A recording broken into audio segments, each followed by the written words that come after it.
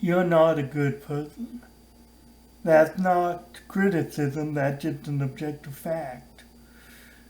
And when I say that, I'm accusing myself, but why are you, the word you, was in uncomfortable situations like these, when uncomfortable topics come up, we tend to distance ourselves. We other ourselves, say, oh, I'm not as bad as that person, I'm not as bad as this person, so I'm okay, but no, you're not a good person. We can't afford to other ourselves and not take the seriously and distance ourselves from this reality. I heard something a while ago. It said that you don't need, well, what it specifically said was, I think you don't need faith to be a good person. You don't need faith to be a moral person.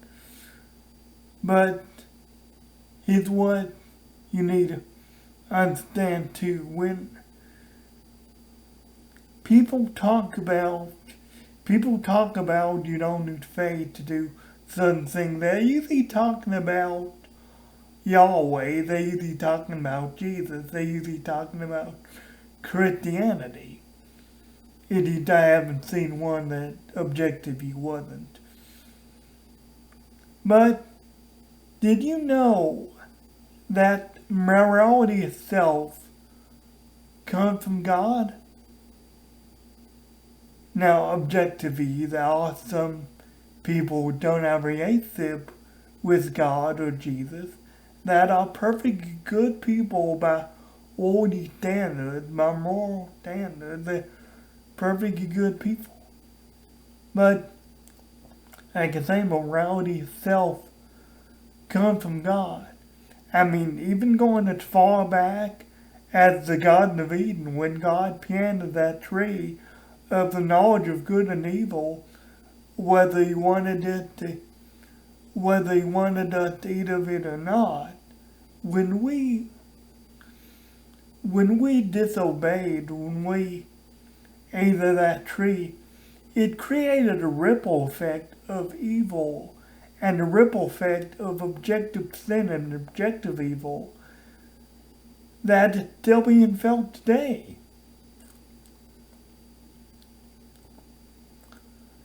I mean, Jesus did repair that, did go a long way in repairing that broken and fractured relationship, but it'll never be as intimate and as wonderful and as perfect as it was, because sin has objectively entered the world now. That's the reason we needed Jesus. Because we couldn't do it on our own. I hear that too. Oh, God can't exist because bad things happen, or more specifically, bad things happen to me. Just speaking generally. But the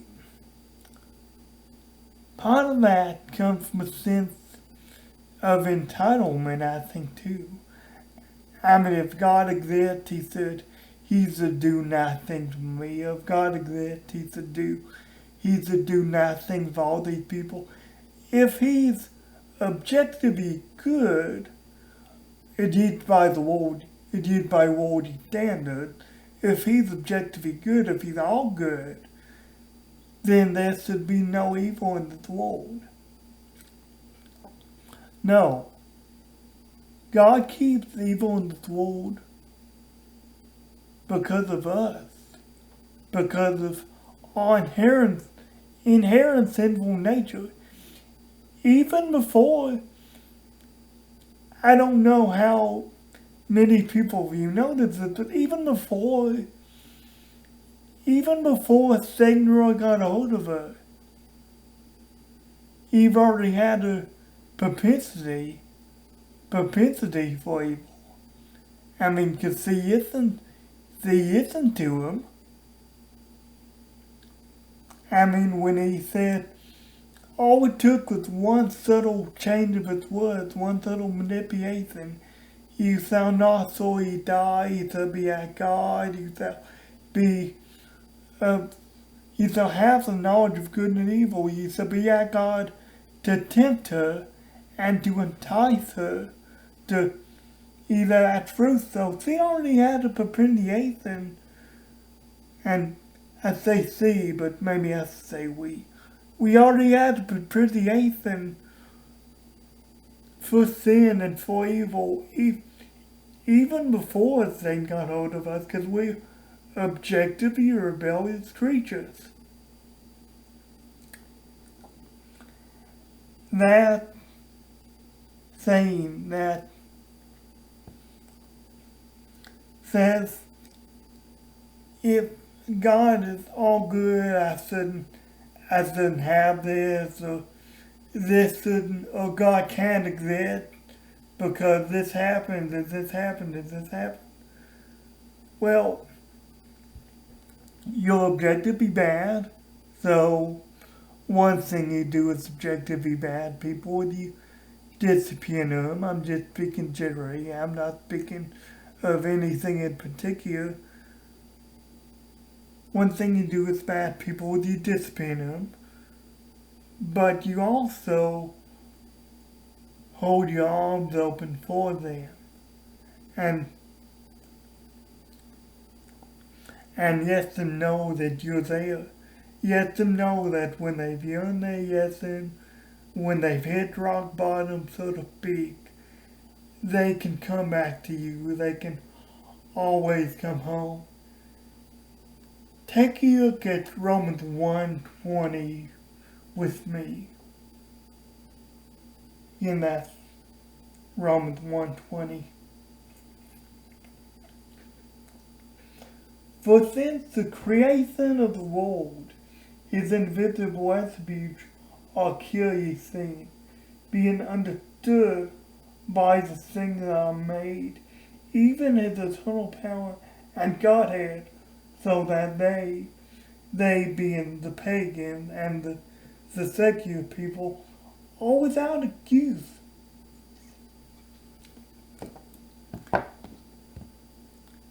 It's easy to say, and it's sort of a cop-out to say, oh, I don't believe in God because I don't see any evidence in the world. And there's a lot of evil in this world. But that may be one of the dumbest reasons not believe in God that I've ever heard. And it sounds more like an excuse to me than anything, because a lot of people know what false God will mean. It don't mean denying themselves carnal pleasure. It'll mean maybe giving something up. Maybe if it's a detriment, if something's a detriment between you and God, you're gonna cut it off. You're gonna set it down. And they know, a lot of these people that say that stuff, they believe in God, they just don't know to follow Him. I mean, because Romans 1:20 makes it pretty clear that it's self-evident. It's self-evident in His creation and the works of His hand that God exists. So a lot of people know that. They just don't, well, I say a lot of people, basically everyone knows that. But they also know what fallen God will mean.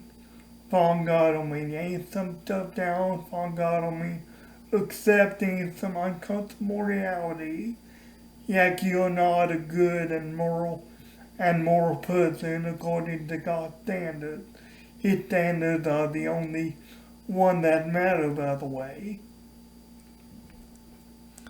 And a lot of people just aren't ready to do that. And maybe they'll never be ready to do that. And that's really sad. That breaks my heart, and that especially breaks God's heart. But for the people that are, the beautiful reality of God, and in spite of our sinful nature, in spite of our objectively evil nature, the beautiful reality of God is that He sent Jesus to save us. When we didn't deserve it, He sent Jesus to die a brutal death, the only death that He could die, that He could pay to save us. Because in spite of ourselves, in spite of all we've been through, in spite of everything going on in our mind about God, He wants to relationship with us in spite of ourselves.